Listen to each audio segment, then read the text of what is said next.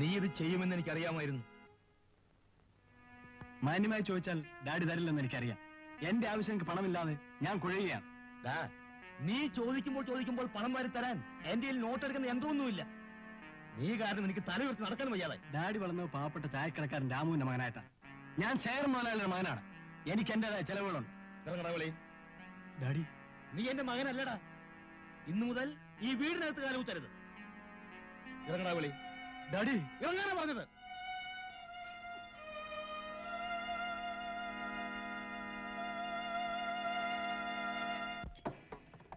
സത്യം പറ, ഹോട്ടൽ തന്നെയാണോ?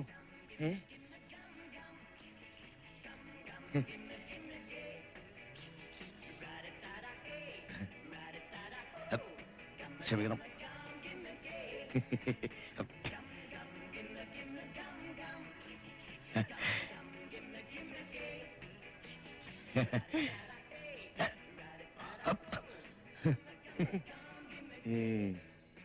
Good morning. നമസ്കാരം. ഇരിക്കണം. സാറിന് എന്താ വേണ്ടേ? കാപ്പി ഉണ്ടോ? ഉണ്ടല്ലോ. എന്താ വില? 2 രൂപ. 2 രൂപയോ? 2 രൂപയ്ക്ക് 4 കിലോ കത്തിരിക്ക വാങ്ങാം. 4 ദിവസം സാമ്പാർ വയ്ക്കാം.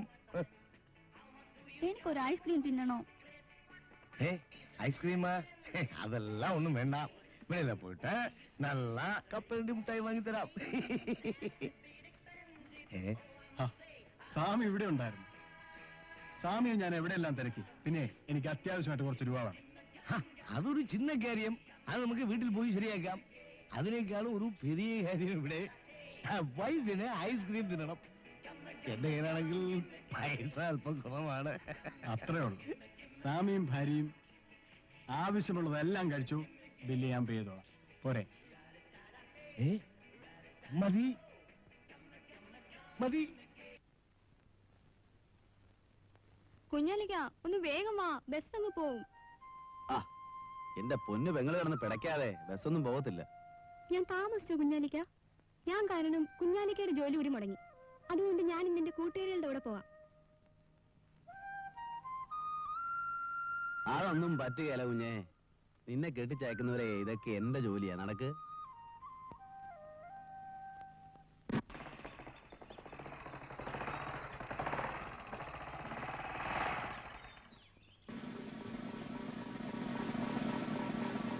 മിസ്റ്റർ മധു, വരൂ, നമുക്ക് അവിടെ നിന്ന് സംസാരിക്കാം.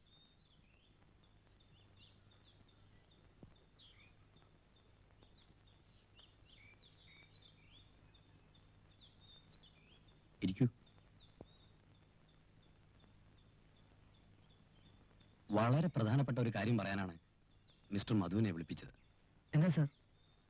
പുതിയ തലമുറയിലെ വളരെ സമർത്ഥനായ ഒരു ഉദ്യോഗസ്ഥനാണ് മിസ്റ്റർ മധു എന്ന് ചുരുങ്ങിയ കാലം കൊണ്ട് നിങ്ങൾ തെളിയിച്ചു കഴിഞ്ഞു. Thank you sir. Thank you very much. IG ഇന്നലെയും നിങ്ങളെപ്പറ്റി എന്നോട് സംസാരിച്ചു. ബൈ ദ വേ മിസ്റ്റർ മധു, നഗരത്തിൽ വലിയൊരു കള്ളക്കടത്ത് സംഘം പ്രവർത്തിക്കുന്നുണ്ട്. തമിഴ്നാട്ടിൽ നിന്ന് വരുന്ന ലോറികളിലും കർണാടകത്തിലേക്ക് പോകുന്ന ലോറികളുമായാണ് പ്രധാനമായി സാധനങ്ങൾ കൈമാറുന്നത്. കുറ്റവാളികളുടെ ലിസ്റ്റും ഫോട്ടോകളും അടങ്ങുന്ന ആൽബം തമിഴ്നാട്ടിൽ നിന്നും കിട്ടാനുണ്ട്. കിട്ടിക്കഴിഞ്ഞാൽ വേണ്ടുന്ന നിർദ്ദേശങ്ങൾ ഞാൻ തരാം. Sir, I shall be faithful and sincere to my work. I have the best faith on you. Best of luck, Mr. Madhu. Okay.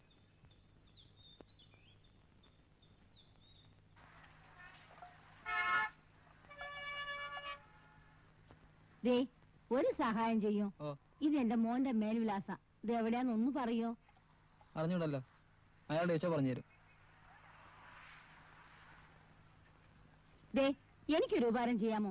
ഞാൻ പട്ടണത്തിൽ ആദ്യമായിട്ട് വരിക. എന്റെ മോനെ കണ്ടുപിടിക്കാതെ എനിക്ക് തിരിച്ചു നാട്ടിൽ പോകാൻ പറ്റില്ല. ആരാ നിങ്ങളുടെ മോൻ? കഴിഞ്ഞ മാസം ഒഴിച്ച് എല്ലാ മാസവും അവൻ പണം അയക്കുമായിരുന്നു. ഉള്ളതെല്ലാം വിറ്റാണ് ഞാൻ അവനെ പഠിപ്പിച്ചത്. അവന്റെ അച്ഛൻ ഇപ്പൊ തളർവാദം പിടിച്ച് കിടക്കയില്ല. ഏതോ വലിയ ആഫീസിലാ അവന് ജോലി. അമ്മ വിഷമിക്കണ്ട, നമുക്ക് കണ്ടുപിടിക്കാം. വരൂ, അങ്ങോട്ട് പോവാം.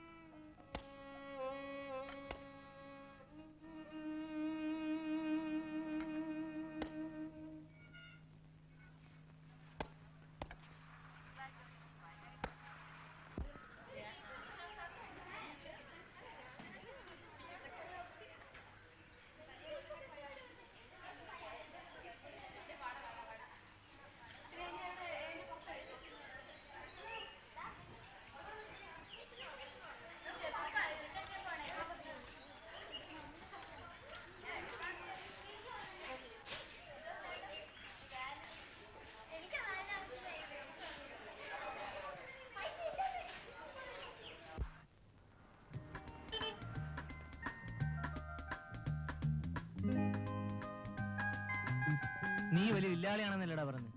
ചുണയുണ്ടെങ്കിൽ അവളെ ഒന്ന് വളച്ചെടുക്കാം. ഞങ്ങൾ കുറെ ശ്രമിച്ചു നോക്കിയതാ. ഏത് ഉർവശിയാണേലും അവൾക്ക് ഞാൻ മതി. നോക്കൂ.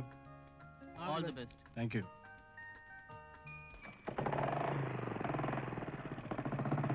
ഓക്കേടാ. ബൈ.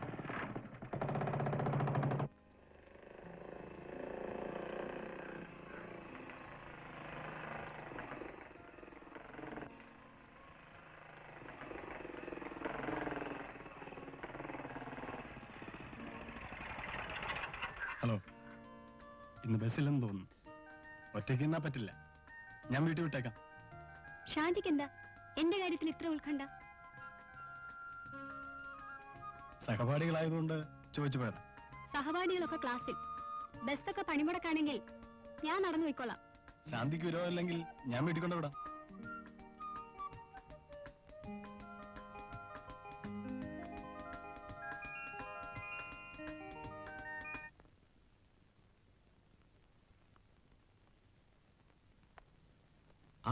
കുഞ്ഞാലിയോ? ഇരിക്കൂ. വേണ്ട, ഞാനിവിടെ നിന്നോളാം. ഞാൻ നിന്നെ വിളിപ്പിച്ചത് ഒരു കാര്യം പറയാനാണ്. നീ ആവശ്യമില്ലാതെ എന്റെ തൊഴിലാളിയുടെ കാര്യത്തിൽ ഇടപെടരുത്. നിനക്ക് ആവശ്യമുള്ള പണം ഞാൻ തരാം. നക്കാപ്പിച്ചയ്ക്ക് നാണം പണയം വെക്കുന്ന ചിലർ ഞങ്ങളുടെ കൂട്ടത്തിലുണ്ടാവും. പക്ഷെ എന്റെ അതിന് കിട്ടില്ല. ഞാൻ ആർത്ഥത്തിൽ പറഞ്ഞതല്ല. ആ സേതുവും ഞാനുമായി ഇനി ഒത്തുപോകുമെന്ന് തോന്നുന്നില്ല. അവൻ ഇന്നലെയും ശമ്പള കൂടലിന് വാക്കടിച്ചു. എന്നും കൂലി കൂട്ടിക്കൊടുക്കാൻ ഒക്കുമോ കുഞ്ഞാലി? ഒരാളെ പാട്ടിലാക്കാൻ കഴിയാതെ വരുമ്പോ മറ്റൊരാളെ പാട്ടിലാക്കുക. അവിടെയും ലക്ഷ്യം വഞ്ചന തന്നെ. കുഞ്ഞാലി, വരട്ടാതെ മുതലാളി, നിങ്ങൾക്ക് ആള് തെറ്റിപ്പോയി. എന്നോട് പിണങ്ങിയവരാരും അധിക നാൾ ജീവിച്ചിട്ടില്ല. സ്വത്തുക്കൾ വാരിക്കൂട്ടിയ നിങ്ങളെപ്പോലുള്ളവർക്കാണ് ജീവനിൽ ഭയം. ഇന്നലെ ലോഡിറക്കിയതിന്റെ കൂലി മുതലാളിയോട് വാങ്ങിച്ചോളാൻ മാനേജർ പറഞ്ഞു. അത് വാങ്ങിക്കാൻ വന്നതാ.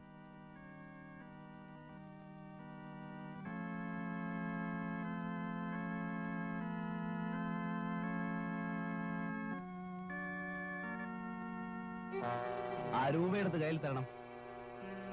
എന്നെ തോൽപ്പിക്കാനായിരിക്കും ഭാവം. ആ രൂപയെടുത്ത് കയ്യിൽ തരാതെ മുതലാളിക്ക് അകത്ത് പോകാൻ പറ്റും. എന്താ പറഞ്ഞത് കേട്ടില്ലേ?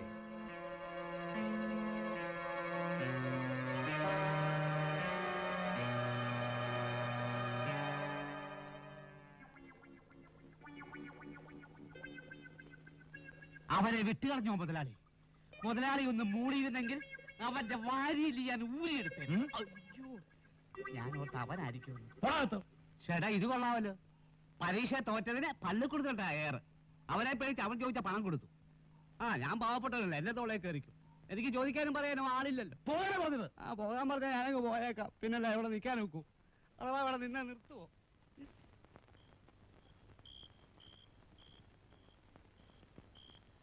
എന്റെ മോൻ ഇത്രയും വലിയ ഉദ്യോഗസ്ഥനായിട്ടും ഈ പട്ടണത്തിൽ ആരും അറിയാതെ പോയല്ലോ. ഞങ്ങളൊക്കെ പാവങ്ങളില്ലേ അമ്മേ? വലിയ ആൾക്കാരെയൊന്നും ഞങ്ങൾക്ക് പരിചയമില്ല.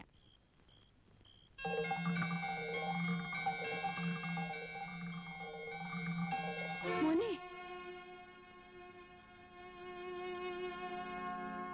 മോനെ, അമ്മ എങ്ങനെ എത്തി? മോനെന്താ?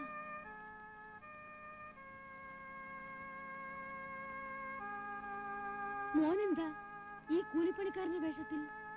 പറയടാ, നിനക്കിവിടെ എന്താണ് ജോലി? സേതു ഇവിടുത്തെ ഒരു ചുമട്ട് തൊഴിലാളിയാണമ്മേ. ചുമട്ട് തൊഴിലാളിയാണെങ്കിലും ഞാൻ അന്തസ്സായിട്ടാണ് അമ്മ കഴിയുന്നത്. പട്ടിണി കിടന്നു ഉള്ളതെല്ലാം വിറ്റുപറിക്കുകയും നിന്നെ പഠിപ്പിച്ചത് ഈ നിലയിൽ കാണാനാണോ മോനെ? നിന്നെ പഠിപ്പിക്കാൻ രാപ്പകല അധ്വാനിച്ച ആ മനുഷ്യൻ തളർവാദം പിടിച്ചു കിടക്കുന്നു. അദ്ദേഹം ഇത് കേട്ടാൽ നെഞ്ചു പൊട്ടി മരിച്ചു പോകും. ഞാൻ മാത്രമല്ലമ്മേ, നമ്മുടെ നാട്ടിൽ ഭൂരിപക്ഷം ജോലിയില്ലാത്ത ആൾക്കാരും കൂലിപ്പണിയെടുത്താണ് പട്ടിണിയില്ലാ കഴിഞ്ഞുകൂടുന്നത്. എന്റെ പൊന്നുമോൻ ചുമടെടുത്ത കാശ് കൊണ്ടാണോടാ ഞങ്ങൾ ഇത്രയും നാൾ ആഹാരം കഴിച്ചത്? നീ എന്തുകൊണ്ട് ഇത് ഞങ്ങളോട് നേരത്തെ പറഞ്ഞില്ല? നീ എന്തിനാ വലിയ ഉദ്യോഗസ്ഥനായി ഞങ്ങളുടെ മുമ്പ് അഭിനയിച്ചത്? എന്നെ കഷ്ടപ്പെട്ട് പഠിപ്പിച്ച അച്ഛന്റെ അമ്മയുടെ ആശ്വാസത്തിന് വേണ്ടി.